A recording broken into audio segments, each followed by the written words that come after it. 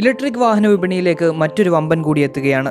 Taxi സർവീസുമായി Indian വിപണിയിൽ ശക്തമായ സ്ഥാനം നേടിയെടുത്ത ഓല ക്യാബ്സാണ് ഓല ഇലക്ട്രിക് എന്ന പേരിൽ ഇലക്ട്രിക് വാഹന വിപണിയിൽ കൈവയ്ക്കുന്നത്.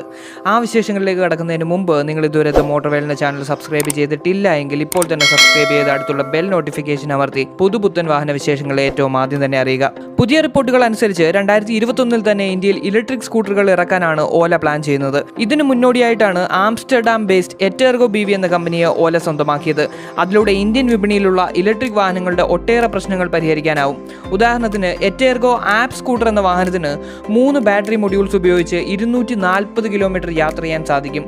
0 നിന്ന് 45 km/h വേഗത കൈവരിക്കാൻ 3.9 സെക്കൻഡ് മാത്രം മതി. 50 ലിറ്റർ സ്റ്റോറേജ് സ്പേസും ഉണ്ടാവും. തുടക്കത്തിൽ ഇന്ത്യക്ക് പുറത്തു നിന്നും ഇമ്പോർട്ട് ചെയ്ത് ഒരു വർഷത്തിനുള്ളിൽ 10 ലക്ഷം യൂണിറ്റ് വിൽക്കാനാണ് ഓല പ്ലാൻ ചെയ്യുന്നത്. കൂടാതെ ഇന്ത്യയിലെ ഏറ്റവും വലിയ ഇലക്ട്രിക് വാഹന മാനുഫാക്ചറിംഗ് യൂണിറ്റ് തുടങ്ങാനും അവർ പദ്ധതിയിടുന്നു. സ്റ്റാർട്ടപ്പ് കമ്പനികൾ ഉയർന്നു വന്നിരുന്ന ഇലക്ട്രിക് വാഹന മേഖലയിൽ വമ്പൻ കമ്പനികൾ കൂടി എത്തുന്നതോടെ എന്താവും അവസ്ഥ എന്ന് കണ്ടറിയാം.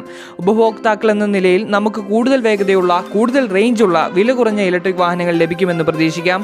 ഞങ്ങൾ മറ്റൊരു വീഡിയോയുമായി വീണ്ടും എത്താം. തൽക്കാലം വിട. നന്ദി, നമസ്കാരം.